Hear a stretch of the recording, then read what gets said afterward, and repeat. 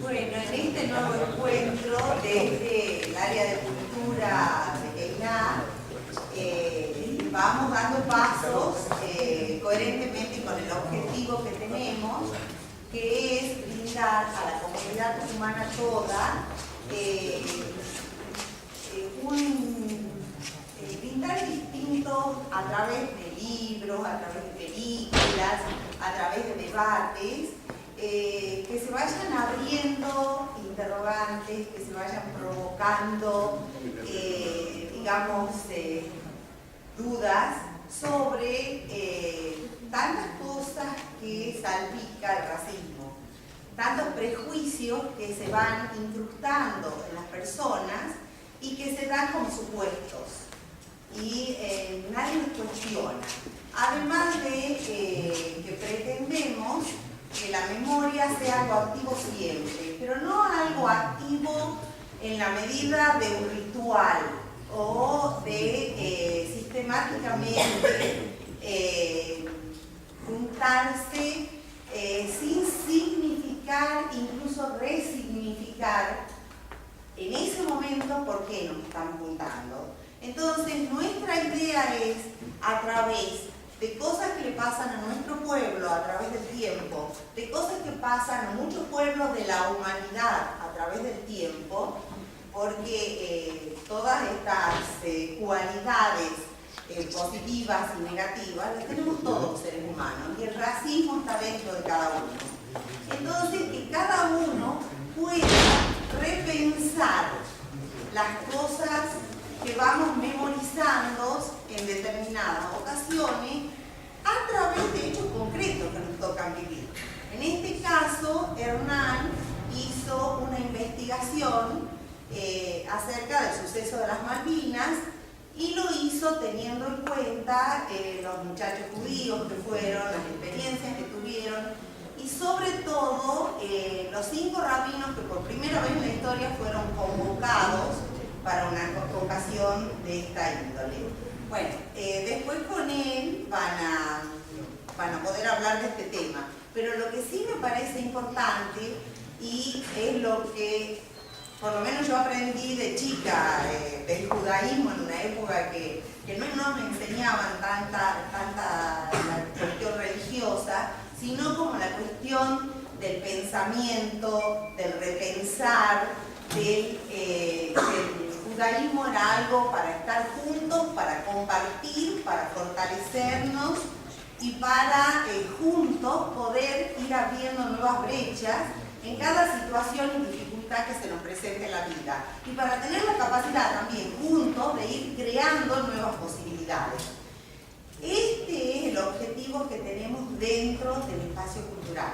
Me alegra muchísimo que seamos cada vez más y les quiero comentar que tuvimos la idea de invitarlo también a un local, que es Ezequiel Cetliza, que es licenciado en Letras, que está becado por el CONICET y que está haciendo una tesis bajo esas becas, y la tesis es de toda la producción, digamos, artística, ya sea películas, libros y todo lo que haya sobre las Malvinas argentinas.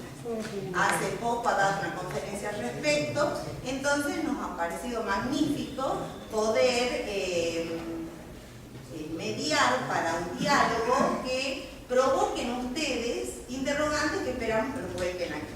Ya para leer el currículum de Hernán necesito ayuda, así que les leo lo que dice el libro. Hernán es licenciado en periodismo en la Universidad de Palermo, es magíster en Relaciones y Negociaciones Internacionales. Desde hace 13 años se especializa en la cobertura de mercados financieros globales e historia política. En la actualidad se desempeña como editor general del portal Sala de Inversión América. Es colaborador del diario Perfil y docente de la carrera de periodismo de la Universidad de Palermo. Fue editor de Bloomberg TV Argentina y corresponsal en Buenos Aires para los canales de Brasil y España. Jefe de redacción de la revista Inversor Global y ha publicado en El Cronista, Clarín, Haaretz, Infobae, Fortuna Operación Israel, el rearme argentino durante la dictadura, 1976-1983, edición Lumière, publicado en el 2011. Le agradezco en nombre de todos a Hernán que haya venido a estar con nosotros y bueno, empezamos con eso. Muchas gracias. Bueno, antes que nada, buenas noches a todos. Muchas gracias a la gente de la FEILA y a Hernán por hacerme partícipe de este espacio, que creo cuanto menos necesario, ¿no? Dada la importancia de la discusión. Yo particularmente trabajo la ficción sobre Malvinas, por esto entiéndase específicamente literatura y cine. Este camino me ha llevado a abordar algo que era insoslayable en esta investigación, que era la parte testimonial. Si pensamos, sobre todo la parte del cine está fundamentada, el cine argentino sobre Malvinas está fundamentado en las versiones testimoniales que existen al respecto. Si yo no me quiero extender demasiado, lo que pretendía era más o menos hacer una contextualización de esto, de la literatura testimonial sobre Malvinas, y de alguna manera insertar ahí el trabajo de Hernán. Hay que decir que en la literatura testimonial sobre Malvinas yo al menos he encontrado dos líneas fundamentales.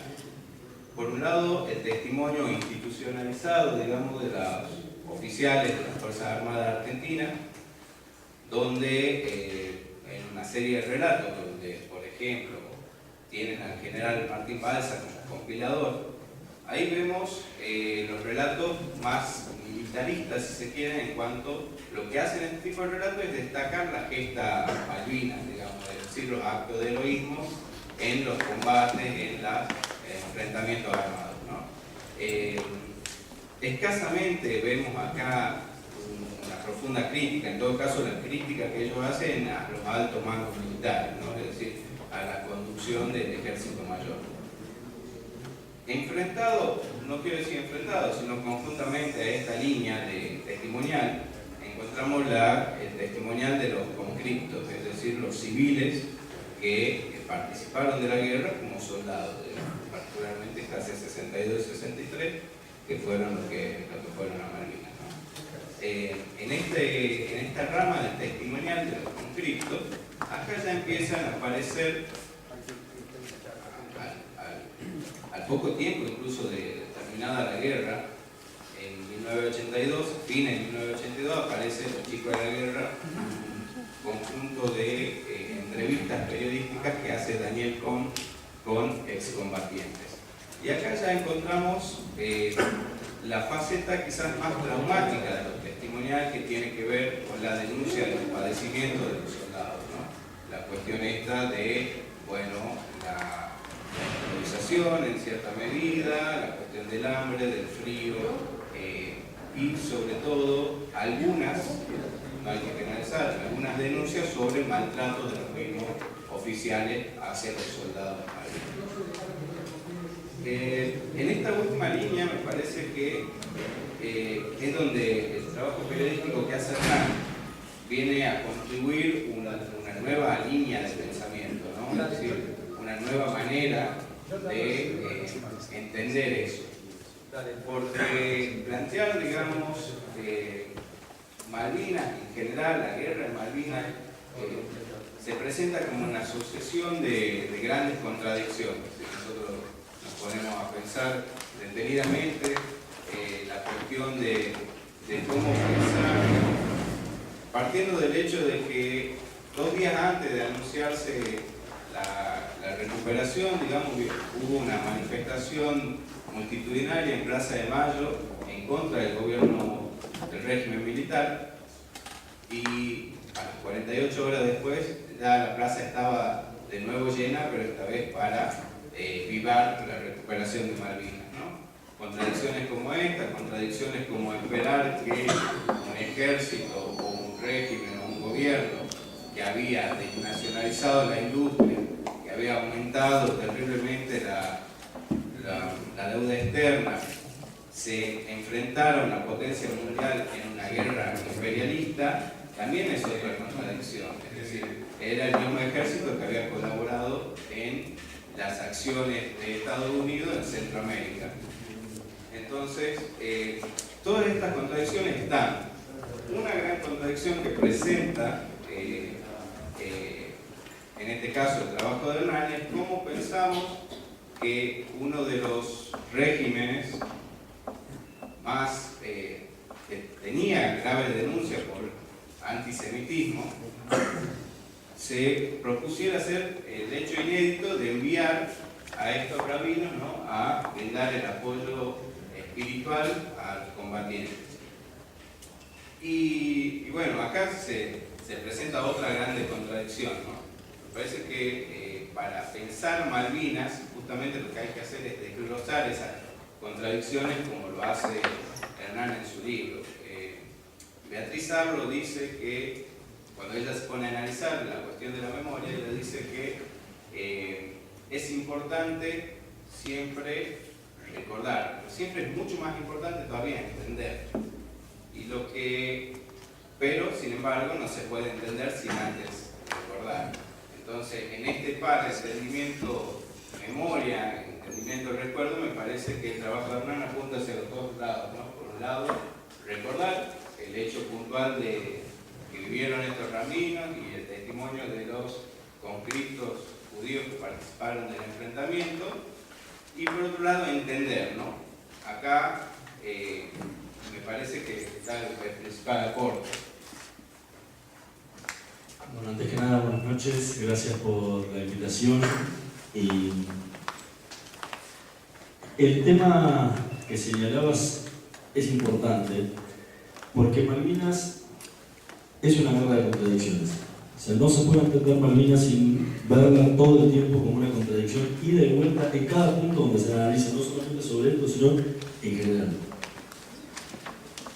Y eso es lo que la hace más interesante para investigar, porque donde hay una contradicción es donde uno se puede hacer una pregunta.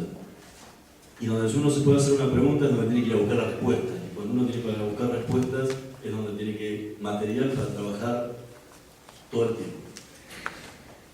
Y Malvinas es una guerra de contradicciones, como decía, desde todos esos lados, sumado a muchos otros lados que se fueron dando, como por ejemplo el caso del canciller de una dictadura que se decía anticomunista abrazado con Fidel Castro en La Habana. O sea, esa foto, o las consecuencias de Malvinas, que muestran al general Viñones en la reunión de países no alineados en Nueva Delhi, abrazado con Yasser Arafat, para tratar de conseguir algún voto más en las resoluciones de Naciones Unidas que se tenían que votar sobre el tema Malvinas posteriores a la guerra. Un gobierno que decía combatir al terrorismo y un gobierno que decía combatir al terrorismo que había estado entrenando Yasser Arafat en los campos en Líbano. De la misma forma tenemos la misma cuestión con Libia en el medio de la guerra regalándole armas a la Argentina cuando esa era una dictadura que iba en contra de todo lo que los libios apoyaban en ese momento desde el movimiento no alineado. Eso mismo se ve en el libro y en el caso de los rabinos. El caso de los rabinos es contradictorio de por sí, porque se da primero en una dictadura que estaba acusada internacionalmente por el antisemitismo que se vivía en los centros clandestinos de detención durante la dictadura por las torturas que recibían los presos, por llamarlo de alguna forma, los detenidos o desaparecidos judíos en ese momento. Es una contradicción que se dé en ese momento y no se haya dado nunca antes. Pero también es una contradicción porque hasta ese momento todos los credos habían tenido cerrado el ingreso al prestar asistencia espiritual en la fuerza. Nunca antes había ocurrido un hecho de este tipo. Y lo más interesante es que jamás se volvió a repetir. Hasta el día de hoy, pleno siglo XXI, la Argentina sigue cerrándole la puerta a todos los credos que no sea el católico para prestar asistencia a las Fuerzas Armadas. Nadie lo puede hacer. Por lo menos oficialmente. Sí, una visita de poder invitar y que venga a dar la charla, eso no es problema. Pero oficialmente, al día de hoy, En las Fuerzas Armadas esto está cerrado. Incluso hay un hecho bastante interesante que se ha dado en los últimos años, que fue una iniciativa que salió del Seminario Rabínico Latinoamericano y se terminó institucionalizando junto a la AMIA, es la presencia de un capellán, un rabino capellán, en el Servicio Penitenciario Federal y en el Servicio Penitenciario bonaerense. Al día de hoy recorre, el rabino Mario Gente recorre las cárceles de la provincia de Buenos Aires para prestar asistencia espiritual a los presos judíos. Sin embargo, a diferencia del capellán católico, Hendler no es nombrado oficialmente. Su sueldo lo paga el Seminario Rabínico Latinoamericano. Sus viáticos lo paga el Seminario Rabínico Latinoamericano. El capellán católico, su sueldo, sus viáticos y todas sus tareas las paga el Estado argentino. Hay una diferencia muy grande. E incluso cuando preguntaron si se podía institucionalizar, oficializar de alguna forma este cargo que ya se venía dando hace mucho tiempo, incluso hay una sinagoga abierta en la cárcel de Devoto, o sea que más institucionalizado que eso no existe, pero la idea era institucionalizar el cargo como lo tiene institucionalizado el cura. La respuesta que recibieron de la Iglesia Católica, de muy altas fuentes, es: no hay problema, nosotros lo vamos a apoyar. Queremos que esto siga adelante. ¿Qué pasó? El tema, que la respuesta siguiente fue que hay un solo problema. Nosotros con ustedes no tenemos ningún problema, hablando de los judíos. Dice, el problema grande acá es que si nosotros oficializamos a ustedes, atrás vienen los protestantes, y eso nosotros no lo vamos a cambiar. O sea, esta es la Argentina que hoy tenemos, y que todavía en las Fuerzas Armadas ni siquiera se da la posibilidad de abrir a todas las religiones la posibilidad de prestar la asistencia espiritual a sus propios fieles, que están prestando un servicio de la misma forma que cualquier otro o cualquier creyente. Eso es lo interesante que se haya dado durante un mes, durante la Guerra de Malvinas. Si bien este libro es una historia de éxitos y fracasos, porque realmente el rabino que había sido enviado a Puerto Argentino con prestar asistencia espiritual, que era el rabino Baruch Plami, nunca llegó a Malvinas. Se diría, escribiste un libro del no caso, porque el rabino que iba a tener que contarme, qué bueno, qué fue lo que vivieron los soldados, cómo lo recibieron los soldados, no puedo contar nada. Sí, se puede contar, porque es una historia de éxito, porque el viaje de Baruch Plami a Comodoro Rivadavia para emprender su viaje hacia Malvinas frustrado, el 12 de mayo del año 1982, es la primera vez en la historia de la Argentina que una religiosa de una fe que no sea la católica presta asistencia espiritual en las Fuerzas Armadas. Es un hito. Entonces, como ese hito histórico no merece quedar en el olvido por la importancia que tiene para la apertura y el pluralismo que estamos buscando tener todos en el país. Y junto a él, luego viajaron otros 4 rabinos.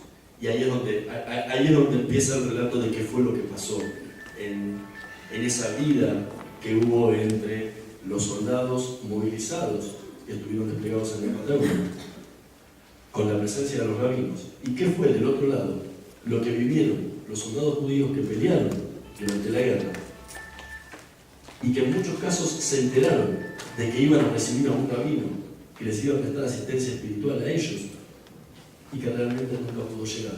Y se vio frustrada la posibilidad de que esto encima, o sea, este hito histórico encima, se pudiera vivir en la guerra, en medio de los combates que tenían por dos lados muchos resolver.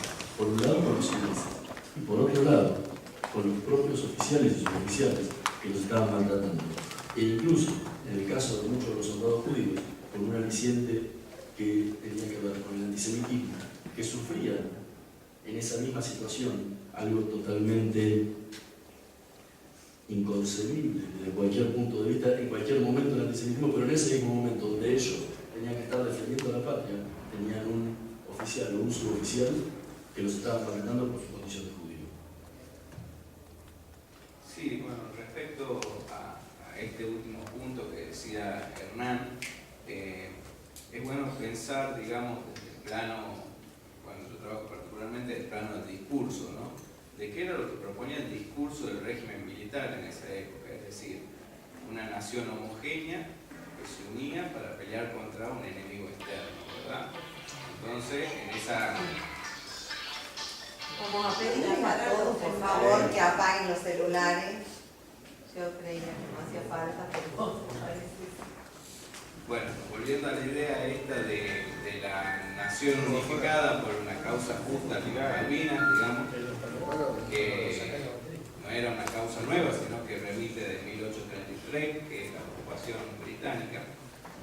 Digamos, pensar cómo ese discurso que hacia el plano interno, hacia la sociedad, pretendía la unificación en las acciones y actitudes de los militares en el campo de batalla, tendía a separar, digamos, a desnacionalizar, a desunir, digamos.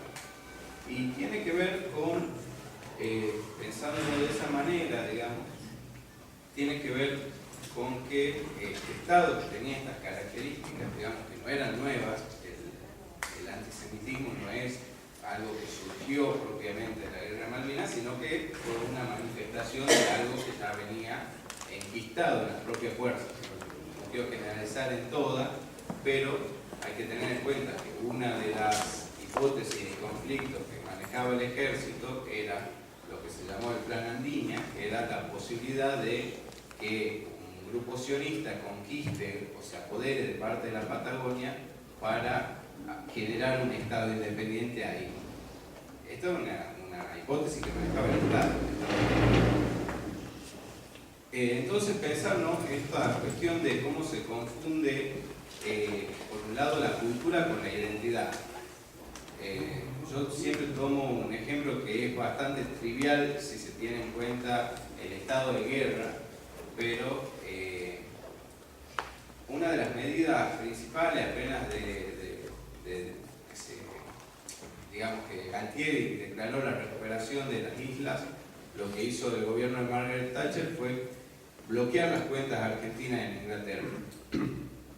Del lado argentino, una medida que se aplicó fue prohibir las canciones en inglés en la radio, como si escuchar a los Beatles o a los Rolling Stones nos hiciera menos argentinos. Entonces acá lo que hay es una confusión clara entre cultura e identidad. Cultura tiene que ver con una serie de prácticas, saberes, tradiciones compartidas. Identidad tiene que ver con una serie de sentimientos de pertenencia a un colectivo, ¿no? Y bueno, acá Hernán nos va a decir cómo se daba eso en el caso de los soldados, ¿no? Porque le hacían sentir de alguna manera, porque yo pude ver de su trabajo, que no eran argentinos, digamos, es decir, como si pertenecieran a otra nación. Eso se empieza a dar desde el propio discurso de Galtieri. En un momento, en uno de los discursos que dio en la Plaza de Mayo, él habla de la recuperación de la nación católica que había recuperado, y la Laya presenta una queja formal ante el presidente porque dejaba excluido a todos los demás sectores de lo que había sido en ese momento la recuperación de Malvinas.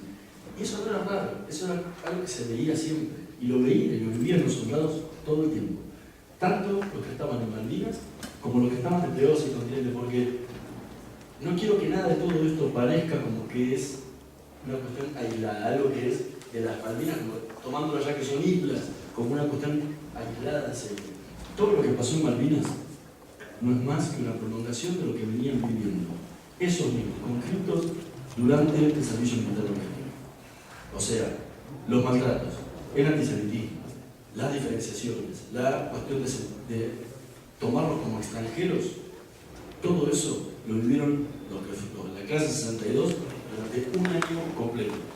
Digamos, no lo vivió la clase 62, acá hay muchos hombres en la sala, me imagino que varios habrán hecho el servicio militar y seguramente podrán decir que lo vivieron en las diferentes épocas y años en los que les tocó hacer el servicio militar, esa diferenciación hacia el judío. Y no solo tiene que ver con Malvinas, si seguimos en adelante, Los años que pasaron para adelante hasta el 94, que termina el servicio militar obligatorio, también siguió pasando. O sea, esto que pasa en Malvinas no es nada más que una cuestión que se torna increíble porque no se dieron cuenta en ningún momento que había terminado el cuartel, que ya no estaban con sus esclavos, que eran los colimbas, ya no estaban adentro de un cuartel pseudo entrenándolos o usándolos como esclavos. Ahora estaban en una guerra. Había que defender la patria y había que estar lo mejor posible como para poder enfrentar un enemigo que a todas luces era muy superior. En medio de todo eso, en medio del bombardeo, oficiales y suboficiales solían decirle a los soldados judíos: ¿usted qué hace acá? Usted es judío. Un chico de 18, 19 años tenía un fusil de mano que a duras penas funcionaba, porque la mayoría de las veces funcionaba para cualquier lado. O sea, ya de por sí se tenía que defender con algo que no podía ni defenderse. Se estaba muerto de frío, estaba muerto de hambre porque hacía días que no comía o comían mal con comidas que eran restos de comida. Y ese oficial, al cual él tenía que defender, e incluso defendiendo en general a la patria, ese le estaba diciendo: ¿qué hace usted acá? Usted es un judío, y el judío no es argentino. Para ese oficial, para ese suboficial, era imposible que un judío fuera argentino. A pesar de que ese judío estaba al lado de él, defendiendo el mismo país que defendía a él. Pero sin embargo, ni así le permitía entrar la idea de que eso podía ser un error, que podía ser una falsa creencia. Esos eran los casos más leves, ¿sí? Porque dentro del antisemitismo que se vivió durante la guerra de Malvinas, el espectro va desde lo oral, que tiene que ver con esta cuestión de insultos o de falsas acusaciones, desde este judío extranjero hasta el judío traidor. Usted nos va a traicionar cuando vengan los ingleses, les decían, hasta el maltrato físico. O sea, dentro de ahí hay un abanico muy grande donde ningún soldado vivió lo mismo que otro, como cualquier caso que haya pasado en la guerra de Malvinas. Las torturas que llegaron a vivir eran inauditas, pero inauditas como cualquier tortura en cualquier lugar. Ahora la pregunta es raro que estas torturas no son las torturas que sufrieron los soldados judíos, sino las torturas en general que sufrieron muchos los soldados en la guerra en sí. Es raro verlo. Esta misma gente que estaba torturando a sus soldados en medio de una guerra, era esa misma gente que estaba torturando gente dentro de un centro clandestino de detención. Entonces, ¿es raro? No, es la continuación de las prácticas que había en la dictadura y que no estaban mal vistas, y menos dentro del sector castrense. Entonces, eso hace que todo eso se traslade a las islas y se potencie. ¿Por qué? Porque en el medio de la guerra, muchos de los generales que tenían que estar controlando sus tropas estaban en Puerto Argentino. Y las tropas y los mandos más bajos, que eran los que llevaban a cabo este tipo de cosas, hacían lo que querían. Sentían la impunidad de hacer lo que querían, la misma impunidad que podían sentir en un centro clandestino de detención, donde nadie controló, o se controlaba poco, o tenían una libertad grande de poder hacer y someter a los vejámenes que quisieran a los propios oficiales y suboficiales. Esto pasó en Malvinas. Los soldados judíos lo vivieron y lo padecieron dentro del marco de las torturas generales. Es importante el caso de los soldados judíos, porque después cuando uno ve y va al continente y habla con los soldados que estuvieron desplegados, sufrieron las mismas cosas. Lo que recién decía Ezequiel del plan Andiña era algo que a los soldados que estaban haciendo el servicio militar en la Patagonia, en ese momento, se lo repetían constantemente. Ustedes los judíos van a venir a invadir la Patagonia. No podemos confiar en ustedes. Es constante. Ese discurso es constante porque, claro, estaban en la Patagonia defendiendo y decían, cuidado que los judíos pueden venir a invadirnos, que nos pueden venir a sacar nuestro territorio. Esas cuestiones se repitieron siempre, todo el tiempo, antes, durante y después del servicio militar. Entonces hay que ver y entender lo que vivieron muchachos que no entendían ni siquiera qué estaban haciendo ahí. No lo habían elegido. Los estaban maltratando, padecían las cuestiones climáticas normales que padeció cualquier suboficial, oficial o soldado de cualquiera de los dos bandos en el momento, que es el frío otoñal austral, que es igual para todos. Pero además de eso, sentían la humillación a la que los estaban sometiendo adelante de sus propios compañeros. En ese marco es donde uno se pregunta, ¿era necesaria la presencia de un rabino? Esa misma pregunta me hice yo cuando empecé el libro. ¿Por qué es importante la presencia de un rabino en una guerra? Y ellos mismos me lo respondieron con todas estas situaciones. Un rabino era importante porque ellos no tenían con quién hablar. Sus propios compañeros estaban en las mismas que ellos. Sufrían las mismas cosas que sufrían ellos, algunos extra por un lado, algunos extra por el otro. Pero por el otro lado, los soldados católicos tenían la posibilidad, aunque sea, de hablar con un capellán, que si bien era parte de las propias Fuerzas Armadas, tenía la posibilidad de agarrar y decir, quiero confesar. Lo podía hacer durante la guerra. El judío no podía. Incluso cuando el capellán católico venía a dar misa, a muchos de ellos los hacían bailar alrededor, y no bailar danza con música, sino hacer ejercicios alrededor de donde los otros estaban dando misa. ¿Por qué? Porque era judío y no podía. Entonces, ¿qué hubiera pasado si un rabino hubiera estado con ellos ahí? La respuesta que ellos mismos me daban, me decían, me hubiera abrazado y no me hubiera soltado nunca más. Le hubiera dicho, le hubiera contado lo que me pasaba.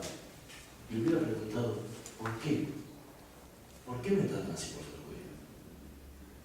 Esas cuestiones que necesitaban los soldados para seguir adelante y poder sobrevivir física y mentalmente. El ejército argentino no le permitió tener la oportunidad. Estaba autorizado por todos los comandos de Buenos Aires, por el Estado Mayor Conjunto. Había una orden escrita que decía que el rabino Baruch Klarnik debía llegar a Puerto Argentino. Cuando llegó a Comodoro Rivadavia, que era la escala previa para cruzar las Malvinas, le dijeron, rabino, usted no puede cruzar un avión de la Fuerza Aérea. ¿Por qué? Porque usted es un civil. Nosotros solamente cruzamos militares en los aviones de la Fuerza Aérea. Una mentira, que obviamente tengamos en cuenta que estamos hablando de una guerra, de una dictadura, donde uno no podría empezar a patalear y decir, salir a los medios a decir, me están discriminando ahí, había que quedarse bastante en el monte. Pero los periodistas que cruzaron, los colegas que cruzaron la guerra a reportar desde allá, eran civiles. Que yo sepa, no cruzaron nadando. Cruzaron un avión de la Fuerza Aérea. Pasa que para los militares en ese momento había civiles de primera y había civiles de segunda. El rabino no, civil de segunda. Le dijeron al rabino, cruce con la Cruz Roja. El avión de la Cruz Roja va a venir y van a cruzar todos juntos a Malvinas.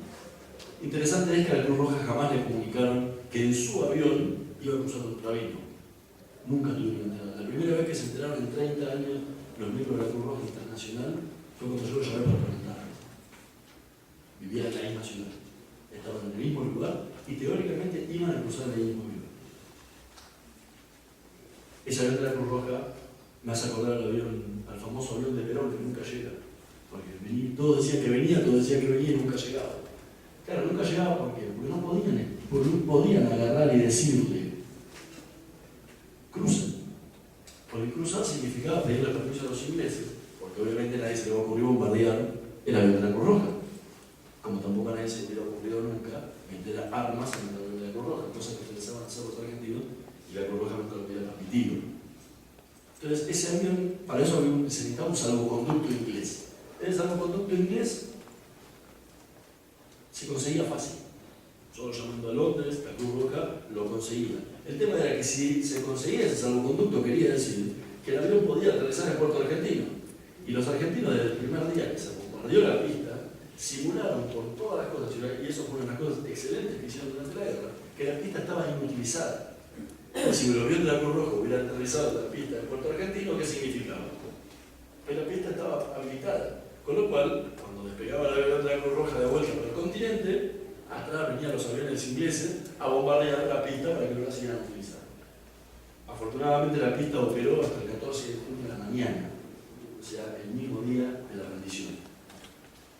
El tema de acá, que también hay una segunda razón, y es la que creen todos los miembros de Cruz Roja, incluso el embajador Federico Mirel, que era el delegado de la Cancillería Argentina acompañando a la Cruz Roja, y que paradójicamente fue, antes de Alicia Castro, fue el último embajador argentino en Inglaterra.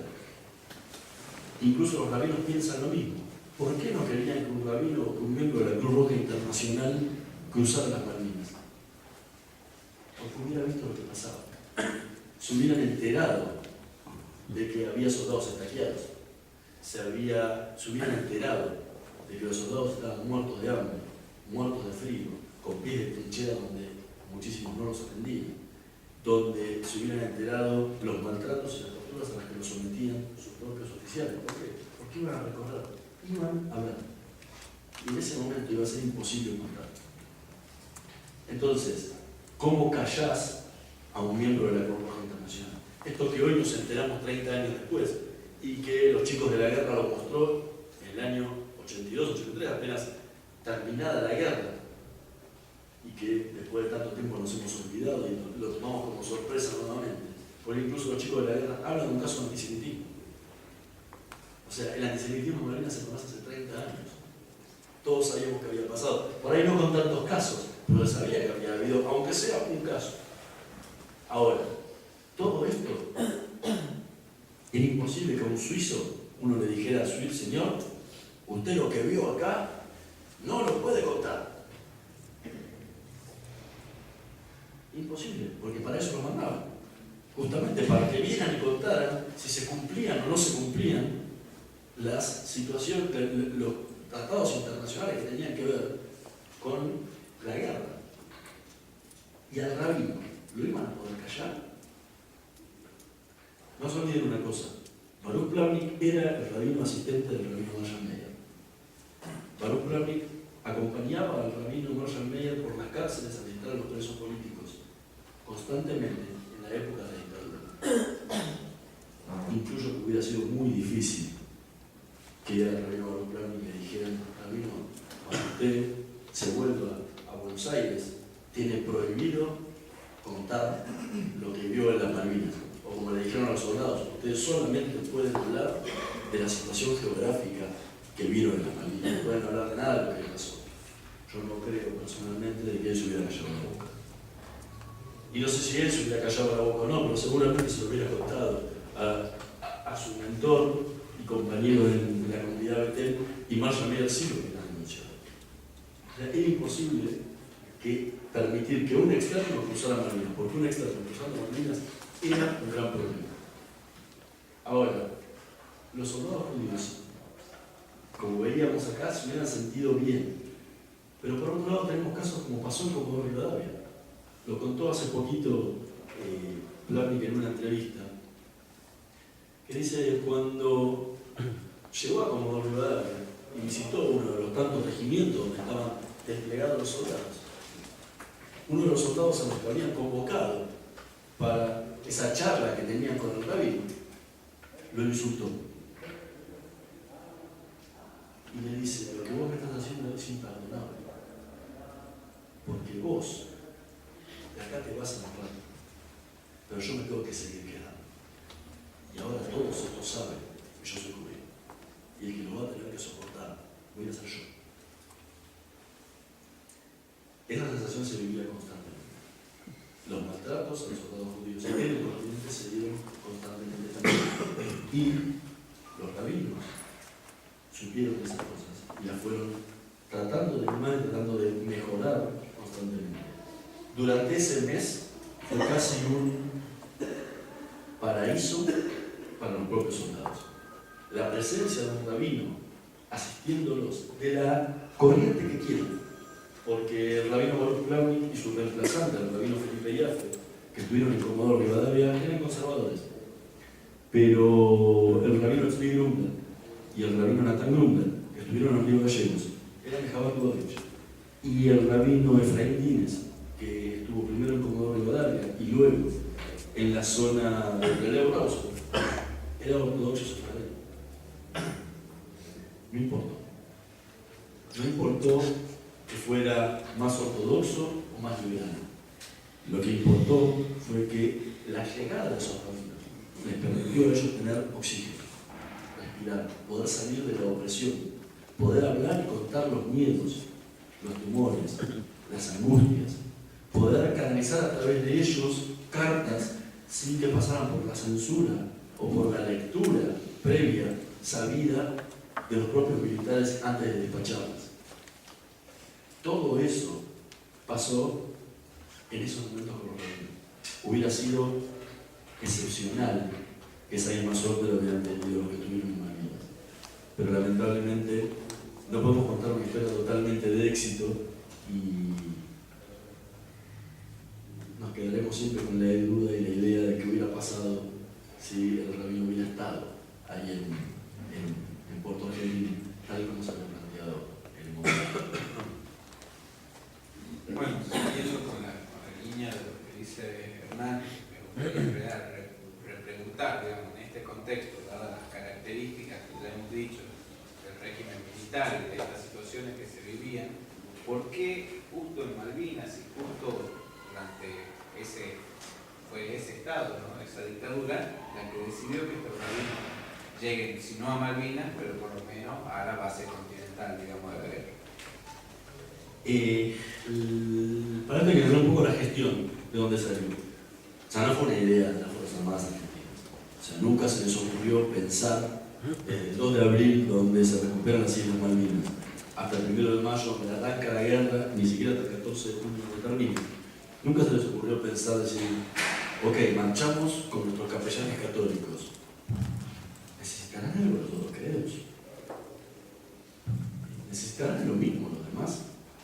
Jamás se les ocurrió pensar eso. Es parte un poco de la improvisación con la que se llevó adelante la guerra. Está bien, durante abril uno puede decir, ok, los setembres no pensaban que iba a haber guerra. Pensaban que esto iba a ser una negociación que iba a lograr y parte de las fantasías que tenía Galtieri y compañía. Pero a partir del 1 de mayo las cosas cambiaron. Tampoco en ese mes y medio que duró la guerra se les ocurrió pensar jamás así. Pero sí se les ocurrió pensar a la comunidad judía. Y es una cosa que era muy interesante rescatar en el libro, porque fue una iniciativa de la comunidad judía la que logró un hecho histórico como la gestión surge de dos lados. El primer lado, de una charla que se daba normalmente después de la ceremonia del sábado en Betel. Parte de los presentes y especialmente los que estaban los directivos de la comunidad de Betel y del seminario rabínico latinoamericano se reunían en la Casa de Nación Medio a hacer lo que ya se había tornado una costumbre, se llamaba el kirushito. Ahí charlaban y se debatían muchísimos temas. Normalmente se hablaba mucho de política, de derechos humanos y de lo que la lucha que estaba llevando adelante Moshe Dayan.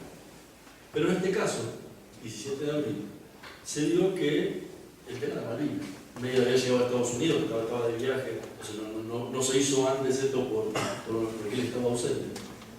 Se presenta ahí, ¿qué hacer? ¿Qué hacemos? ¿Apoyamos a Galtieri y compañía en la gesta de Malvinas? ¿Sí? ¿Vamos detrás de ellos ciegamente o nos oponemos? Miren la idea de oponerse, totalmente.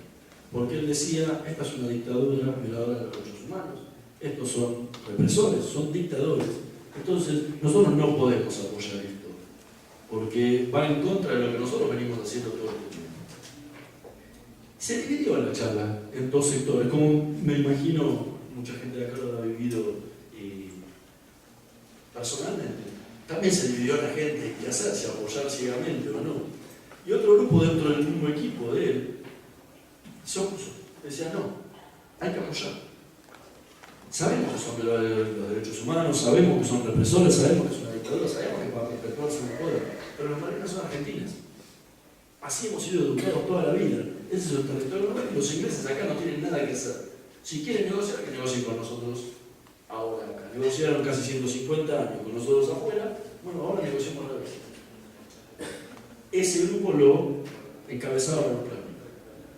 Entonces Meyer le dijo, ok, si vos pensás eso, hay soldados judíos que están siendo llevados a Malvinas. Van a necesitar un capellán. Entonces, andá y acompañanos. Y él le dijo, sí, no hay problema, vos hacés la gestión y yo voy. Claro, Meyer tenía la concepción estadounidense donde un capellán, donde los rabinos están presentes en las Fuerzas Armadas desde la Guerra de Secesión. Entonces, si marcha un judío, marcha un rabino, no tiene problema. Claro, acá el tema no era tan fácil, acá no existía eso. Entonces Meyer hace dos llamados a la DAIA, uno para decirle que lo ayudaran en esta gestión, y llama a la Secretaría de Culto para, por el otro lado, buscar contactos para presionar. La DAIA paralelamente empieza una gestión ante el Estado Mayor Conjunto, donde le pide que estos rabinos, que por lo menos este rabino, en ese momento era un rabino el que estaba, que se proponía, se pudiera instituir para que fuera a la CIVIC. Se sorprendieron muchísimo en el Estado Mayor Conjunto, no sabían qué hacer, no sabían cómo tratar este tema, por muchas cosas. Primero porque como intuían que no era guerra, intuían que no era necesario para un viaje de campamento, ¿sí? Un viaje de ocupación, necesitaban un rabino. Entonces lo único que hacían era pelotear la respuesta, peloteaban la respuesta, peloteaban la respuesta, peloteaban la respuesta. Cuando estalla la guerra, la DAIA otra vuelta. Dice, ok, estamos en guerra, queremos que vayan rabinos a asistir a nuestros soldados. Y ahí el Estado Mayor Conjunto dijo, ok, van a ir en 2 días, tienen que estar listos y van a ser enviados a Malvinas. Entonces la DAIA ahí pensó qué hacer. Entonces decidió que la cuestión más plural era tener un representante de la comunidad, que era el rabino Benamú, que iba a representar la AMIA, pero estaba enfermo. Entonces como estaba enfermo, lo reemplazó una persona que él seleccionó, fue el rabino Díaz. Le dieron la posibilidad a Jabal Lubavitch de que enviara a uno de sus representantes, y obviamente Plavnik ya estaba anotado en la lista porque se había autopropuesto antes de que cualquier gestión. Por eso es que Plavnik va a Malvinas y los otros dos son destinados al continente. La pregunta es por qué afloja el Estado Mayor Conjunto y deja ir a los rabinos. No hay una respuesta escrita ni probada en ningún lado. Todas las que traté de buscar, nadie las pudo encontrar. O sea, nadie me supo dar una respuesta. Después de haber investigado durante muchos años, hace 14 años que investigo en la comunidad judía durante la dictadura militar, y después de haber investigado a los militares durante mucho tiempo en el libro anterior, y ver cómo pensaban y cómo era la ayuda que en ese momento le estaba dando Israel a la Argentina con la transferencia de armamentos, y especialmente desde el 1 de mayo, no sería raro pensar, vuelvo a repetir, no tengo pruebas para ningún documento que pruebe esto, sino más que nada la lógica pura, que las Fuerzas Armadas Argentinas, ante la misma presión de mediados de abril, dijera, nos están ayudando, vienen armas y no vamos a hacer nada para que esto se corte. Entonces, decirle que no a los judíos para que vaya un rabino puede provocar que ellos se quejen y que el Estado de Israel por eso corte la transferencia de armamentos que tanto necesitamos nosotros también. Ese es un punto muy importante, porque en ese momento fueron las mayores transferencias y empezó el canal que se prolongó hasta el final de la guerra constantemente. En mi parecer, esa tiene que ver con una razón. ¿Y dónde la fundamento después? En que, enterados, porque la presencia, esta foto que ustedes ven acá, es el 14 de mayo, es el primer Kabbalat Shabbat de la historia de la Argentina en las Fuerzas Armadas.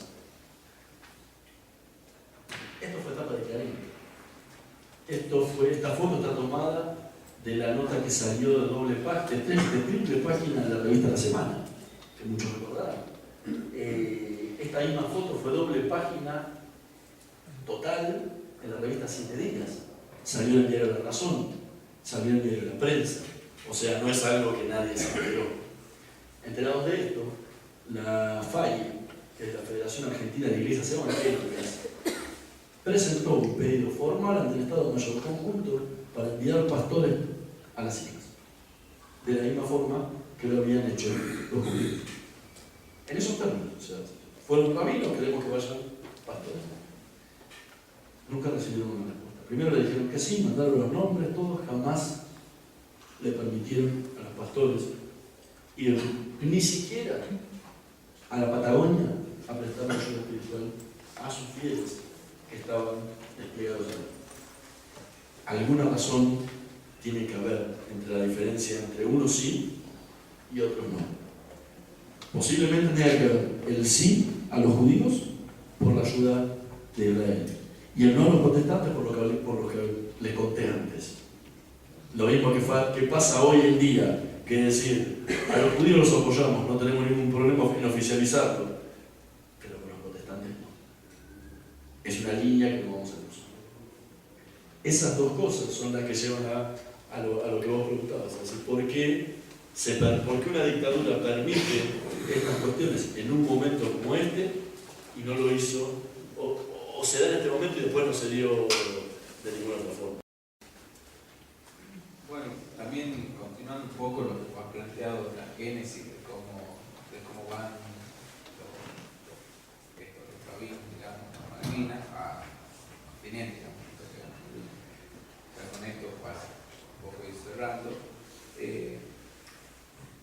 Vicente Palermo, que es un historiador, investigador del CONICET, él dice, ha analizado bastante bien, bastante en profundidad la cuestión Malvinas, y cuando digo cuestión Malvinas digo la causa nacional incluso anterior a la guerra, mucho anterior a la guerra. Él dice que Malvinas tiene como un poder bastante peligroso a su manera de entender, que es la convergencia de distintos tipos de nacionalismo.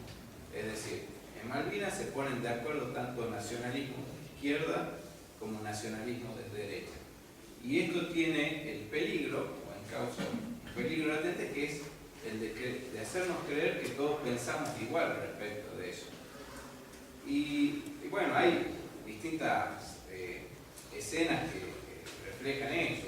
Una es un comando de montoneros apoyado por el mismo régimen militar, organizando un sabotaje en el peñón de Gibraltar en España, digamos, para hundir buques ingleses, es decir, montoneros aliados al Estado de la dictadura, ¿no?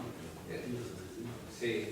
Y en este sentido también aparece un filósofo bastante lúcido para entender lo que pasaba, que es León Rositner, y él se opone claramente a la guerra y dice claramente en su momento que él pretendía que Argentina perdiera la guerra. Todo esto en respuesta a un grupo de exiliados, intelectuales exiliados en México, que tengo entendido se llamaba el Grupo de Discusión Socialista, entre los que recuerdo estaba José Lum, García Canclini, o sea, intelectuales de fuste, digamos. Ellos decían, bueno, lo que decían, resumiendo bastante, decían, bueno, nosotros no apoyamos a la dictadura, pero sí apoyamos a la recuperación de Malvinas porque es una causa justa y una causa popular. Entonces lo que dice del otro lado León Rositner es que esto es una falacia teórica, básicamente, porque todo con argumentos filosóficos, que lo estoy resumiendo bastante acá. Entonces lo que dice él es decir, bueno, ¿cómo puede ser esto? Digamos, yo me veo entrampado, porque si digo que no apoyo, digamos, a los militares argentinos, me acusan de apátrida, ¿no? Entonces, es un poco, él marcaba la génesis, pero me gustaría que desarrollar esa cuestión de cuál fue la posición, digamos, a lo largo tanto de la guerra como a lo largo del tiempo de las instituciones judías en este respecto. Es interesante, lo que vivió la comunidad judía es parecido a lo que vivió la sociedad argentina en general. Por un lado, había quienes decían que había que apoyar fervientemente. Por otro lado, la DAIA siempre trataba de buscar cómo hacer para quedar lo menos pegada posible a la ola victoriosa de Malvinas, al fervor popular del 2 de abril, pero sin quedarse callada. Porque tampoco podía quedarse callada porque ahí sí venía la maroma encima. No se olviden que, por ejemplo, un tolerante argentino llamado Enrique Llamas de Madariaga, en su programa de radio en el momento decía: ¿por qué no se escucha a los judíos salir a apoyar la gesta de Malvinas? Después, durante la dictadura, dio varias muestras de su pensamiento antisemita constante.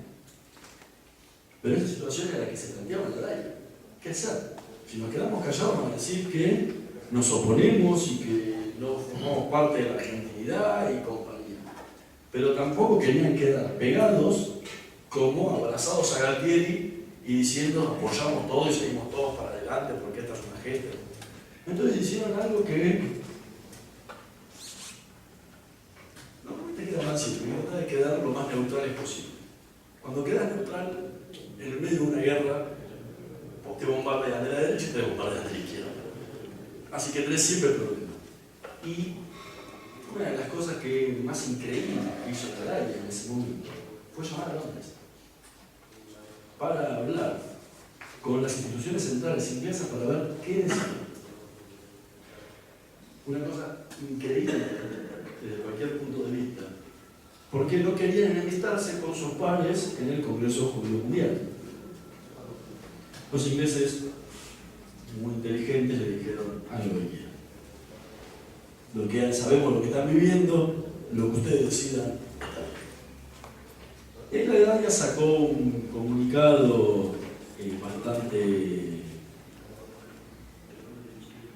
rebuscado, donde trataba de decir mucho y no decir nada al mismo tiempo, y donde resaltaba la cuestión judía, de la necesidad de la recuperación de la tierra propia, y todo trataba de compararlo con el tema israelí constantemente.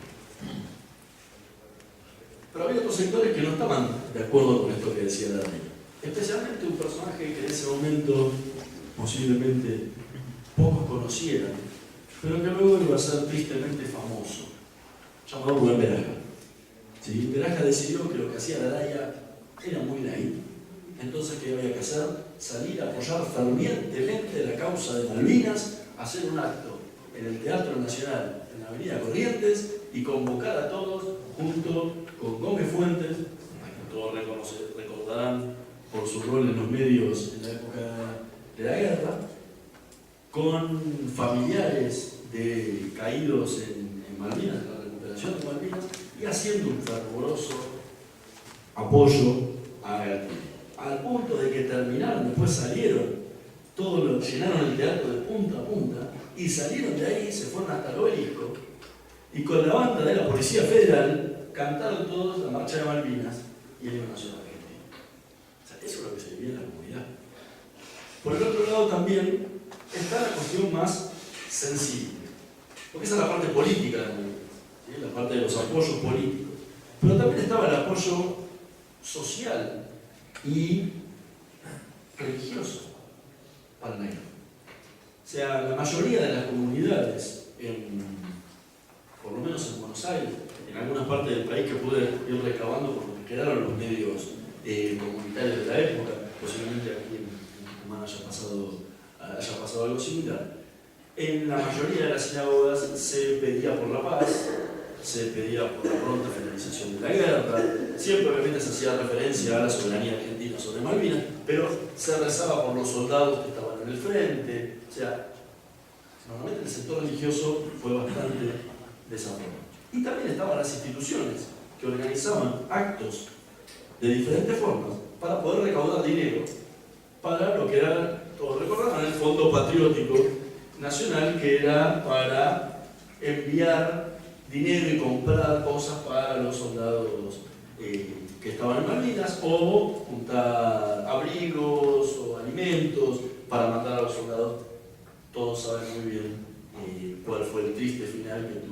todas esas cosas que se juntaron durante la guerra de Malvinas.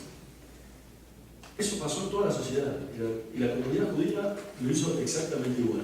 Hebraica y Yacoa se unieron y organizaron un acto inmenso en el Estadio de Obras en Buenos Aires. El Club Maccabi organizó un festival de danzas abierto.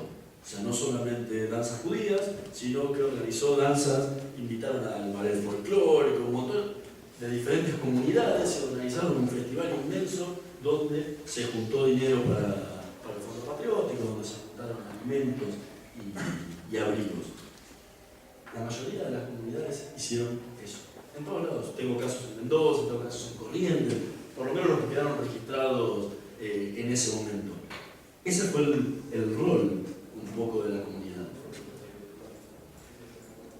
No queda muy claro todavía cuál era la posición de toda la comunidad. Es imposible saberlo. Queda así la cuestión de que las entidades centrales se vieron presionadas constantemente por el gobierno para salir a apoyar abiertamente la guerra de Malvinas. Al punto que después, la carta esa, la declaración de la DAIA, es agradecida por Galtieri. Y al tiempo, algunos lo recordarán, Miguel Cacciatore, que fue intendente de la ciudad de Buenos Aires durante bastante tiempo en la dictadura, ya lo llamaba al presidente de la DAIA para pedirle, por ejemplo, que la DAIA convocara a los colegios judíos para salir a apoyar a la guerra de Malvinas en un acto que se iba a hacer en la Plaza San Martín. Y el presidente de la DAIA le decía: perfecto, no tenemos ningún problema. Si usted me dice que en la Asociación de Iglesias Católicas bien va a marchar a la cabeza de este acto, nosotros analizaremos de participar. Obviamente, la Asociación de Iglesias Católicas, de Colegios Católicos, jamás participó de una cosa por el estilo. Y así hubieron varios eventos donde llamaban a presionar para que salieran abiertamente, y había que negarse. Era una situación muy difícil de negarse a muchas cosas, porque en esa misma cuestión después vos tenías que ir a pedir. ¿Y quién tenías que pedir? Que fueran rabinos. Entonces era un toma y daca constante en la política que se daba en la vida comunitaria.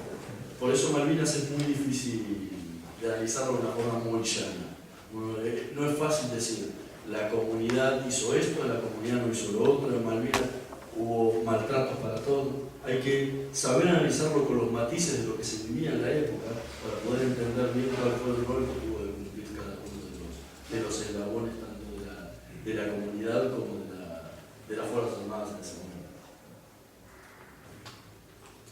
Bueno, ahora queda abierto el espacio para las preguntas que quieran hacer ustedes. ¿Qué te motivó a investigar sobre Y me pareció que era un hecho, yo esto lo leí por primera vez en el año 98. Siempre digo, un poco en broma, que soy el investigador más lento que hay en la historia, porque tardé 14 años en escribir un libro, pero fue un hecho que lo leí investigando sobre otros temas, y me pareció que era un hecho, por lo menos que yo desconocía, que yo venía investigando sobre la dictadura militar y la comunidad judía, entonces sabía el tema del antisemitismo, me pareció raro. Por lo menos una cuestión extraña dentro de ese micromundo que se vivía en la dictadura. Y una vez que lo retomé en el año 2008, cuando empecé a investigar para el libro, me di cuenta, aparte, no solo que era una cuestión extraña, sino que era una cuestión histórica. Entonces eso me pareció todavía más importante como para que no quedara en el olvido.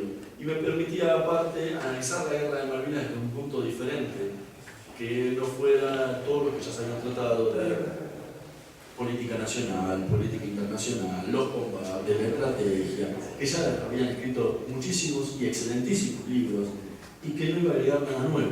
Entonces escribirlo de vuelta sobre lo que habían escrito otros no tenía sentido.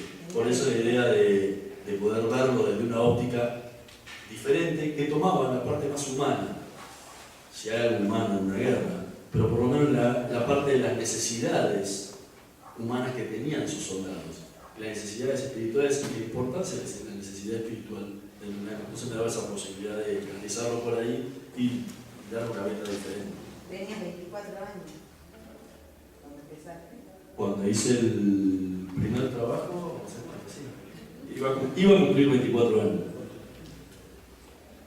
Sí, Leonardo, te quiero agradecer tu presencia acá, felicitarte por este trabajo, porque el trabajo está tirando un paradigma del antisemitismo argentino, lo sabes bien, en el cual suelen sostener que los judíos argentinos no hemos apoyado la causa Malvinas y que no hubo soldados argentinos en Malvinas. Es un típico latiguillo que usan los antisemitas. Y con este libro estás documentando lo que tenemos menos de 40 años que conocemos concretamente. Agradecerte eso. Y te quería preguntar puntualmente, bueno, lo compré el libro, me encantó el capítulo 18 que habla de la comunidad judía de Comodoro Rivadavia, cómo se portó, es muy emocionante cómo está narrado, más allá de lo que son los rabinos, sino toda la comunidad en su conjunto, es muy lindo. Y quería preguntarte, si tuviste la oportunidad de preguntar al rabino Baruch Larny el tema de por qué, o cómo fue que se permitió que en el ese de Comodoro Rivadavia haya una imagen, la imagen de San Martín. Si tuviste la oportunidad de preguntarle eso. Sí, está ya llegan a ver, está ahí atrás, una imagen de Beta Knesset, no sé qué habrá pasado. Y se quería preguntar también, digamos, ese Beta Knesset que estaba 10 años, hace 10 años que estaba sin funcionar y que fue la primera vez que un rabino oficiando, que vino a Torah inclusive. ¿Qué situación está hoy por hoy ese Beta Knesset? ¿Cómo le va a dar? Si ven la foto, bueno, así te lo voy. No le pregunté a Baruch sobre la foto, o sea, si bien la vi y es interesante aparte porque esa cuestión de los judíos y los argentinos juntos, no creo que se pusiera en un momento tan delicado como era la guerra y hacer una ceremonia y todo, a pensar por lo menos que había una imagen y posiblemente es otra cosa, esto jamás me lo dijo Baruch, pero lo pienso yo. Había que descolgarle el cuadro de San Martín de la guerra de Malvinas, con todos los coroneles. Yo no sé si hubiera tenido a alguien ganas de descolgarlo. Creo que en ese momento San Martín miraba por lado, no había ningún problema. Pero no creo que nadie se hubiera atrevido a sacarlo, porque justamente ¿cómo vas a descolgar el cuadro de San Martín? Y la sinagoga de Comodoro está, primero no es una sinagoga. El salón, para que ustedes se den cuenta, debe ser desde acá hasta acá. Es este pedacito chiquitito y llano, sin grano. Era una casa, era el living de una casa que habían comprado antiguamente la gente de la comunidad de Comodoro y transformado en un salón de usos múltiples. O sea, ahí hacían el Shabbat, ahí hacían una cena de Pesach, ahí hacían una cena de Rosh Hashanah y bailaban Rodim. No había otro lugar. No se olviden que la comunidad de Comodoro Rivadavia fue grande, nunca fue grande. Hoy es más chica que siempre, pero nunca fue grande. Entonces, no es algo que se pueda poner a decir, bueno, vamos a hacer algo, una cosa. El tema es que, como pasa en muchas comunidades del interior, y especialmente en la Patagonia, después de la salida, de la llegada de los rabinos, floreció la comunidad y todo, pero cuando los jóvenes fueron creciendo, se fueron a estudiar a Bahía Blanca, La Plata, Buenos Aires y no volvieron. Entonces ha quedado chiquitita, casi en desuso. La Torá está guardada en la casa de la presidenta de la Queilá, porque han entrado a jugar varias veces. Están los mismos, si lo ven ustedes acá en esta foto, están ahí todavía, está la misma menorá, está el mismo mantel y la misma mesa, 30 años después. Me la abrí especialmente a mí para que la viera, saqué fotos mías, de recuerdo. El Arna Kodesh está igual, sin la Torá obviamente, porque tenía que se la rompe. Y durante muchos años, ese salón fue ocupada por una señora que se metió ahí adentro, vagabunda, se metió, la podían sacar. Tuvo años metida la señora ahí adentro, lo cual había sido un problema muy grande, así que estuvo abandonado durante muchísimo tiempo. Y hoy está intentando revivirlo un poco, se juntan para alguna cena emocionada de Pesach, pero les cuesta mucho. Es una comunidad muy chica con muchas carencias y tampoco tienen a nadie que oficiara. Este rabino que ofició fue el primer rabino de la historia de Comodoro Rivadavia. Antes, como pasó en muchas ciudades, oficiaban los más viejos, los que venían desde Europa y conocían los rezos de memoria y no necesitaban que ningún rabino viniera y le dijera qué vos tenías que rezar. Claro, cuando se murieron, los hijos no supieron eso. Entonces se cerró porque nadie podía ir a oficiar. ¿Qué manera? No tenía la posibilidad de hacerlo. Entonces la presencia de este rabino fue mágica. Para ellos era algo único que no se había dado nunca en su historia. Por eso fue el auge que movió. Después, obviamente, que no se pueden hacer milagros cuando hay una comunidad muy chica y donde la tendencia a irse de sus lugares de origen es muy grande. Ahí atrás, ¿sí? Salud. Hola, buenas noches. Bueno. Yo también quería felicitarte porque me parece que lo has encarado con mucha originalidad en la investigación y preguntarte si documentaste la cantidad de soldados judíos que participaron en la guerra. Sí. El tema es que está incompleto. Primero porque el libro no apuntaba a encontrar a todos los soldados judíos que peleaban en las Malvinas, ni tampoco a los continentales. O sea, ninguno de los dos busqué a todos. Mi intención era buscar una muestra lo más representativa posible para poder contar el caso como se había dado. Y el primer obstáculo que hay para conseguir a todos es que no sabemos quiénes son todos. No hay ningún padrón de soldados judíos que pelearon en Malvinas. Hay un padrón de veteranos de guerra de Malvinas, donde están todos, cerca de 10.000. Ahora, ¿quién es judío en esa lista? Es imposible saber. O sea, por ahí algunos que nací es más fácil por algún apellido, pero no se pararía un cuarto. Es muy difícil saber cuántos hay. Cuando yo terminé la investigación había encontrado 30. Hoy llegó 31. Y cuando me preguntaban las primeras entrevistas, cuando salió el libro yo decía que podía llegar a más o menos 40. Bueno, ahora calculo que habrá más o menos 50 o un poco más. Y posiblemente en un mes o 2 meses, si siguen apareciendo casos, tenga que seguir corriendo la meta. Es como esa carrera donde vas corriendo constantemente y ves que te corres de la mente para atrás y nunca llegás. Ese es el tema de Malvinas. Nunca vamos a saber, así lo investiguemos de la mejor forma, nunca vamos a saber cuáles son todos. A no ser que llamemos a la casa de los 10.000 que participaron y constatemos uno por uno cuáles son los judíos y cuáles no lo son. No era una tarea para este libro y creo que sería una tarea que puede llevar muchísimo tiempo, a no ser que haya un equipo de trabajo grande que quiera hacer una tarea por el estilo. Hernán, a mí me quedó resonando este tema que vos dijiste, que lo que pasó en las Malvinas es lo que pasa en toda la Argentina. Y además nombraste un hito particular, que es el rabino que estuvo en la cárcel de Devoto durante la dictadura. Al respecto yo tengo testimonio de gente que estuvo en esa cárcel, ¿no? Y el rabino, que no sé cómo se llama el rabino, yo tampoco sabe, el que estuvo en Devoto, ¿vos sabés? En Devoto están ahora, la senadora de la cárcel de Devoto es de hace unos años. No, que se pero logró durante la dictadura... Sí, durante la dictadura había presos a disposición del Poder Ejecutivo Nacional Sí. que eran visitados por diferentes rabinos, o sea, tanto ortodoxos como conservadores han visitado las cárceles en la capital federal y en bastantes lugares del país. Yo tengo casos del rabino Menamuye Tatreleu, pero más allá de eso, normalmente el que más se recuerda es el caso del rabino Mayamel.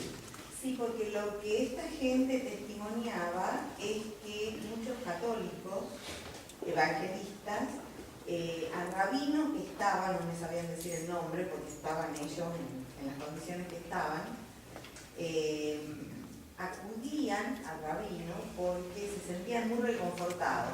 Creo que por ahí dentro de la comunidad judía tendríamos que hilvanar un poco estas perlitas, ¿no? Para darle un sentido y tomar una posición. Por lo que yo escuché de lo que vos decís, tuvimos fuerza para que vayan los rabinos porque nos pusimos firmes teniendo una idea de todo el tablero, digamos, que somos los soldaditos en la mesa, ¿no?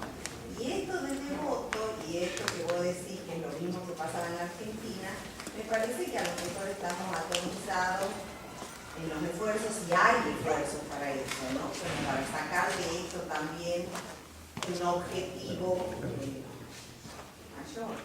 Sí, se ha intentado muchas veces hacer diferentes acciones de lo que tiene que ver, bueno, el caso este que hablamos hoy de la cárcel, de la presencia de rabinos hoy en día en el Servicio Penitenciario Nacional y en el Servicio Penitenciario Provincial.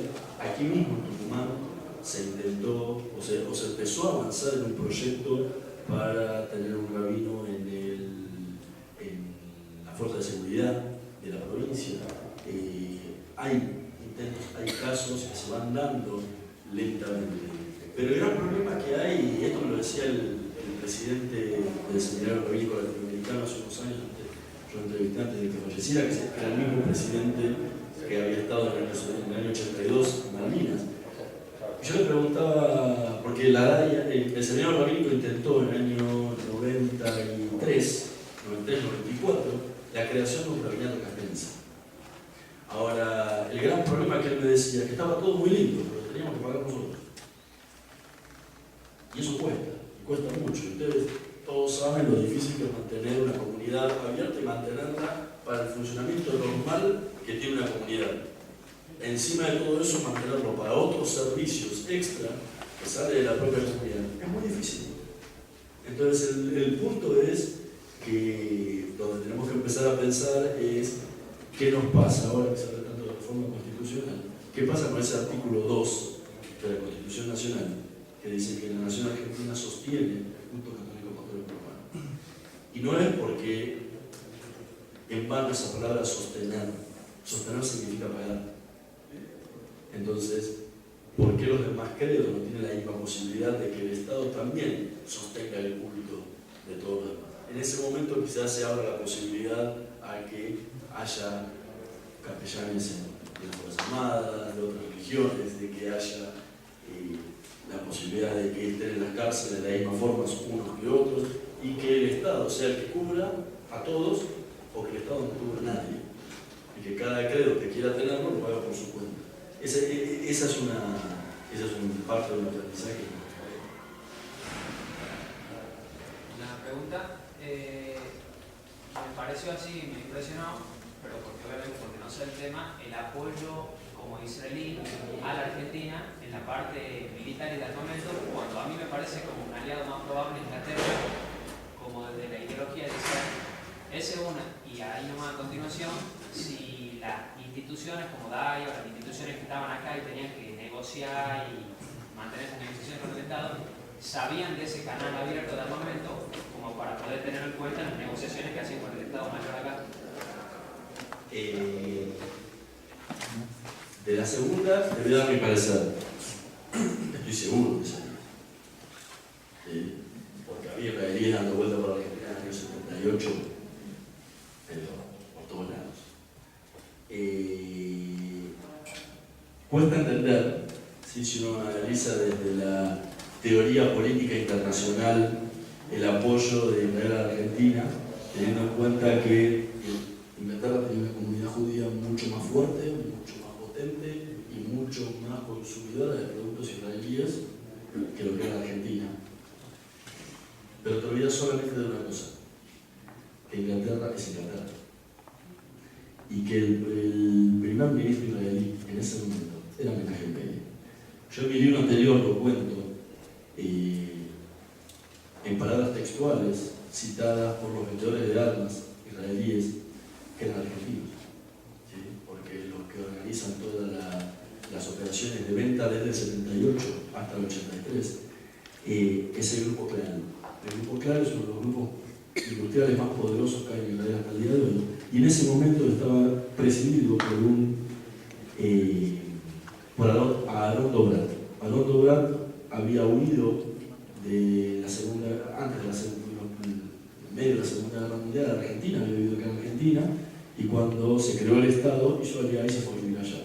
Y no tuvo mejor idea que casarse con la hija del primer embajador israelí en Argentina, Jacob Zur, con lo cual un país israelí, recién nacido así, si el esposo del hijo de un embajador, tenía posibilidad de ascender, fue ascendiendo, le dieron la presidencia del Grupo Clan y él lo llevó a ser de la nada un conglomerado inmenso. Esa empresa tenía una subempresa que se dedicaba a la representación de compañías, empresas de armamento, de riego y de otra cosa, le llamaba IRREX.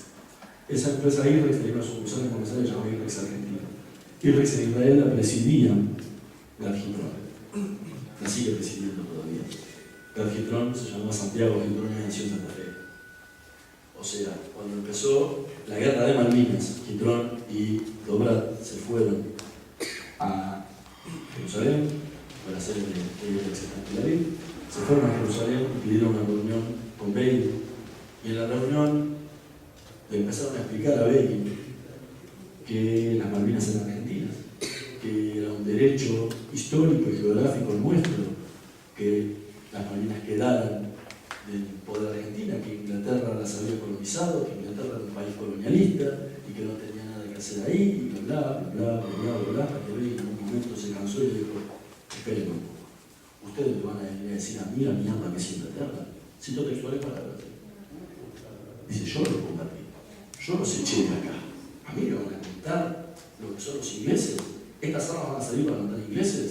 Está bien, adelante. Pero me hacen todas las cosas a mí.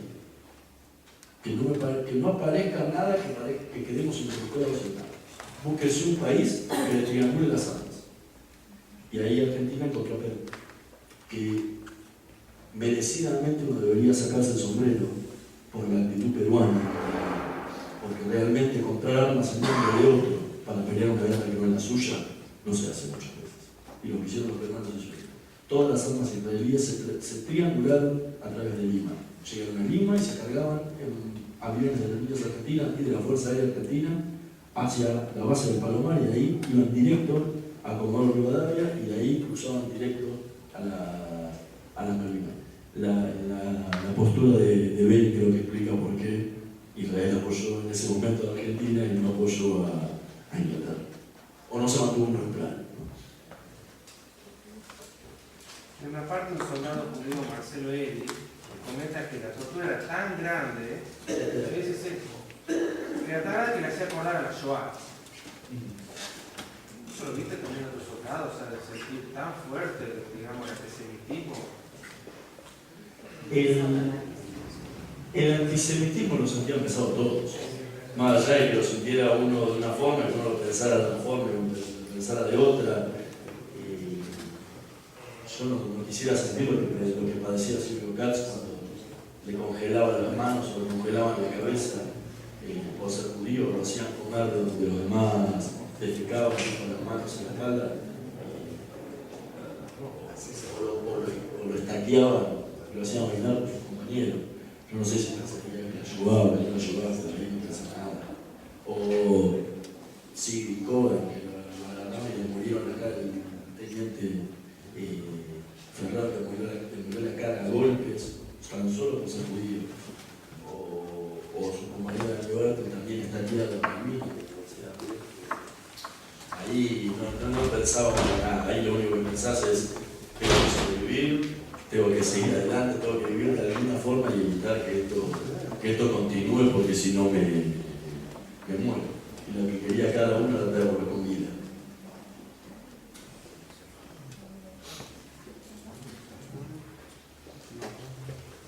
¿Qué ha pasado con los soldados y la comunidad judía de la institución desde que terminó la guerra hasta ahora? Igual que pasó con la sociedad en general, la comunidad judía argentina se olvidó de la guerra de Malvinas, se olvidó de los soldados que pelearon en Malvinas, y en eso de cierta forma no desentonó con la sociedad en general. O sea,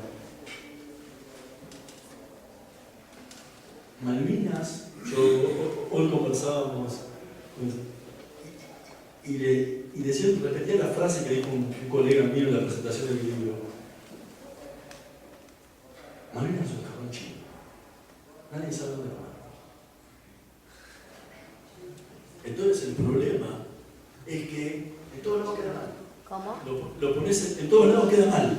Pones sus jarrones chinos. Sí. Y en la cocina queda mal. En el living no entona con la cosa. Nadie sabe qué hacer con el jarrón. ¿Dónde lo ponemos? Bueno, el tema de Malvinas es esto. ¿Dónde ponemos? ¿Qué hacemos con el tema de Malvinas? Y es algo que el problema se plantea todo el tiempo. ¿Por qué? Desde el comienzo, desde el gobierno de Alfonsín,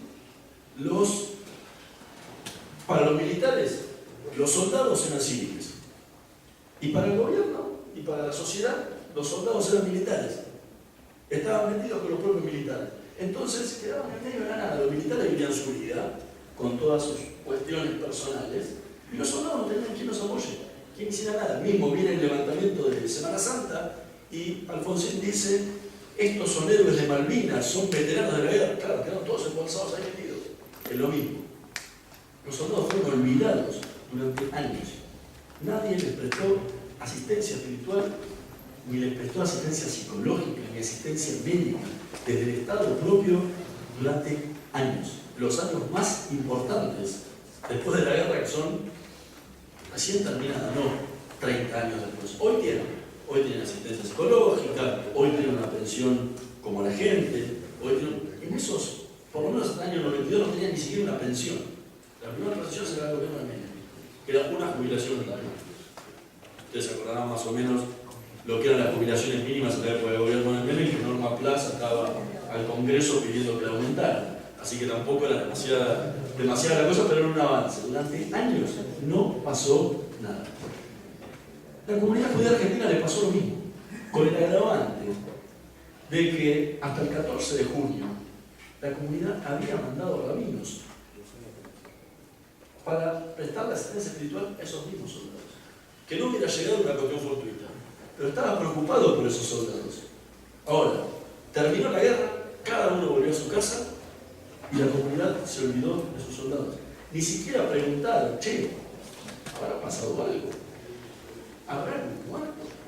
¿Habrá algo? Nadie preguntó nada. Incluso Silvio Castro cuenta que él fue a la AMIA a pedir si lo podían ayudar de alguna forma, psicológicamente. Le tomaron el teléfono y dice que, no sé, en estos 30 años le había funcionado mal el número y todavía no lo pudieron llamar para prestarle asistencia psicológica principalmente de algo. También es extraña la actitud de los propios rabinos, que estuvieron allá. Si bien no estuvieron en Malvinas, vieron lo que vivían los propios soldados, pero tampoco nadie se preocupó más. ¿Por qué? Porque Malvinas la enterraron abajo de una alfombra. La metieron ahí abajo y había que ocultarla. Era el descrédito de la Argentina. Cuando un soldado iba a pedir trabajo después de la guerra de Malvinas y veían que era excombatiente, directamente le decían alguna excusa muy linda y cerramos la búsqueda, ya conseguimos. No conseguían trabajo, nadie les daba nada, eran los locos de Malvinas. Entonces, la comunidad actuó en ese sentido. Ahora, 30 años después,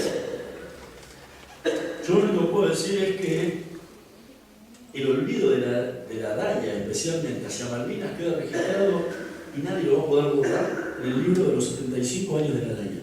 Puede ser que alguno lo vio en algún momento. El libro relata los hechos más importantes de los 75 años de la Daya. Pero cuando uno llega a la década del 70-80, pasa del año 78 al año 83. El año 82 no existió en la historia argentina, ni parecía como una guerra, parecía. Malvinas no existió, directamente. O sea, creo que ese es el dato gráfico más puntual de lo que fue la comunidad durante estos 30 años. Con el agravante que en el año 99, ¿sí? En junio del 99, cuando se cumplían 15 años del atentado a la AMIA, yo lo entrevisté al presidente actual de la AMIA. Cuando terminé la entrevista, le digo: don Cis, acabo, 2009, 99, 2009. Le digo: don Cis, no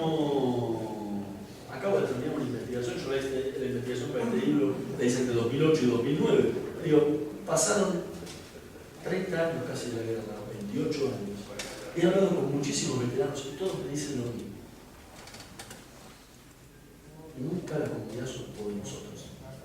Es una gran herida que tenemos dentro nuestro. Lo único que queremos es un abrazo. No pedimos plata, no pedimos nada más que un abrazo de nuestra comunidad. En estos 30 años se olvidó de nosotros. Digo, ¿sabe qué? Yo tengo la lista por los nombres, por los teléfonos, por los mails. Fue la comisión directiva de la radio, en un salón, invita a los familiares de ellos, y denles un diploma, les ponchan una botella, brindan todos. Y esta gente va a ser la más feliz del mundo. Es muy simple, no tienen que hacer nada. ¿Algunos se quedó de acto? Estamos en el año 2012. Recién nadie está pensando y terminando de cerrar la fecha, que va a ser ahora el 20 y pico de junio, que va a ser el acto en homenaje a los soldados. Para esto lo va a hacer con el Ministerio de Defensa. 3 soldados, Silvio Katz, Sergio Weinberg y Claudio Espino, fueron a pedirle en noviembre del año pasado que por favor Dalia les hiciera no sabían lo que yo les había dicho a Donsis. Fueron a pedirle, a golpear la puerta de la Dalia y decirle, por favor, recíbanos, queremos que nos hagan homenaje. Creo que ya peor degradación que esa, tener que vos ir a pedir por favor que te hagan homenaje, es ya la degradación mayor. Está muy mal. Mismo los utilizaron políticamente todo el tiempo. Lo primero que quisieron hacer fue ofrecer a la nación una nota, en exclusiva contando la misericordia de Malvinas cuando jamás habían investigado nada. Se pusieron locos. Lo mismo pasó con una nota que le hicieron, que salió en la revista de la DAIA hace poquito, donde pidieron a los soldados, cuando dijo, Silvio Katz, cuando dijo que la DAIA nunca había hecho nada en 30 años, le pidieron si no podía cambiar el testimonio. Y decir que él creía que la DAIA nunca había hecho nada en 30 años. ¿Cómo se puede sentir un soldado que fue decir, no te voy a pedir por favor que lo traten así? Lamentablemente eso fue lo que pasó en estos 30 años, donde primero puede ser ignorancia, porque bueno, el que pasó 20 años después de la guerra no tiene por qué saber que no se hizo nada o que se hizo algo. Pero hay algo que a mí personalmente me duele y es la falta de la memoria. Y la memoria y el reconocimiento, no solo los soldados. La DAIA, hace 30 años, envió a 5 rabinos a cumplir una misión histórica en la Argentina. ¿Sí? Envió a 5 rabinos por primera vez a prestar asistencia espiritual a soldados judíos en las Fuerzas Armadas. 30 años. Les dije que me parecía que lo más correcto sería hacerles un homenaje. Llamar a los 5 rabinos y dar una placa en recordación a lo que habían hecho. Ese momento histórico importantísimo en la historia de la comunidad judía argentina. ¿Algunos me invitaron, verdad? Ojalá lo pueda hacer en Tucumán, ojalá se pueda hacer en cualquier lado. De la misma forma, el propio seminario rabínico se niega también a hacerle un homenaje a sus 2 rabinos, al rabino Felipe Jaffe y al rabino Baruch Claudio. Llamé insistentemente al seminario, pero no se lo van a hacer. ¿Y por qué pensaste? ¿Les interesa? ¿Por qué?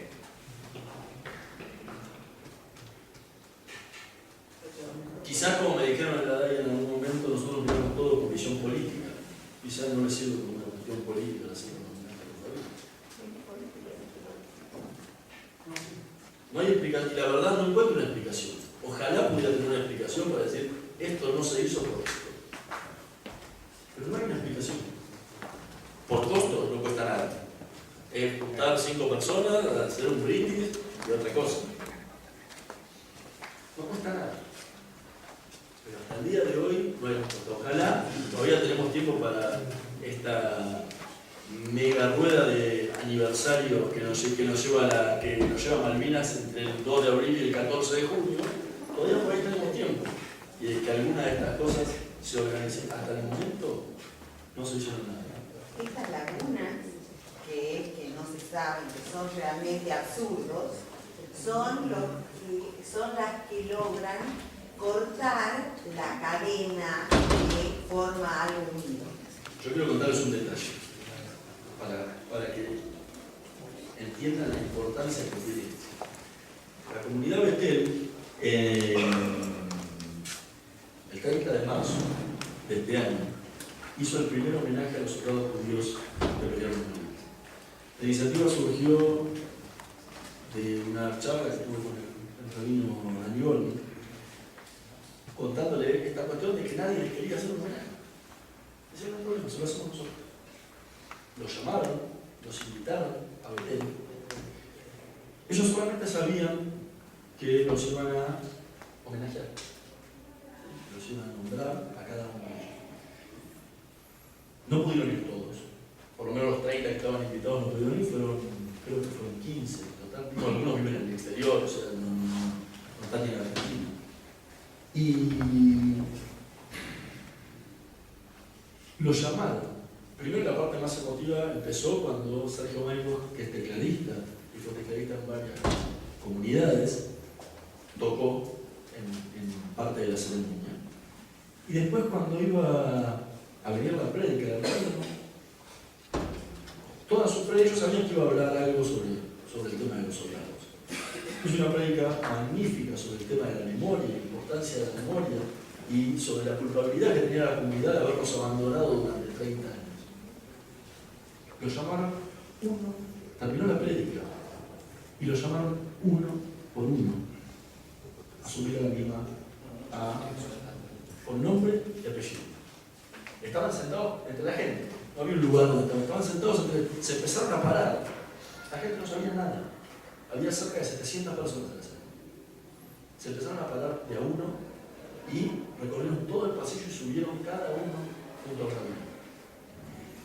Dos nenas, chicas, estaban haciendo el bat en ese momento, junto con dos marijín que habían seleccionado.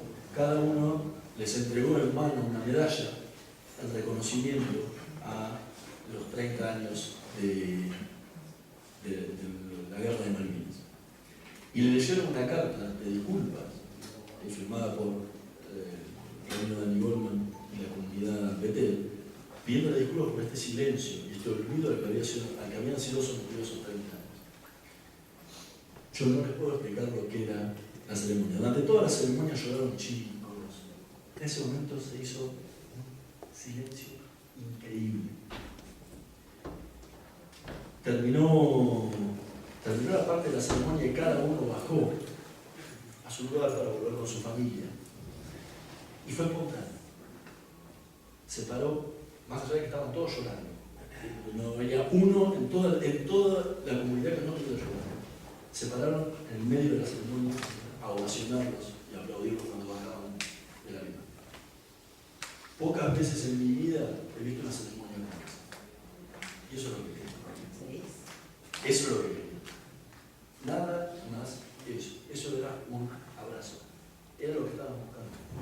Y muchas veces yo recuerdo cuando investigás y hablas de la dictadura, mucha gente se acuerda así de la prédica esta de Marshall Mayer en este momento, que hablaba sobre esto y que hablaba sobre lo otro. 30 años después todavía siguen hablando de las mismas prédicas que escuchaban en el año 78, en el 79, en el 80.